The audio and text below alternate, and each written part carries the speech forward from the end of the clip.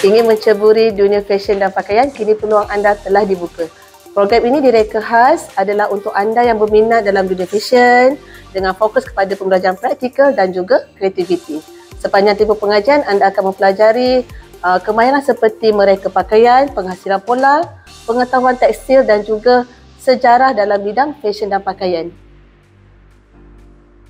Kelebihan belajar di kursus Komuniti Sarawak Benam ada 4 kelebihan utama dia. Pertama, iuran pengajian serendah RM200 sepanjang setiap satu semester, pensyarah yang berpengalaman dalam bidang dan juga industri, pelbagai peluang latihan industri dan juga profesional selepas tamat pengajian.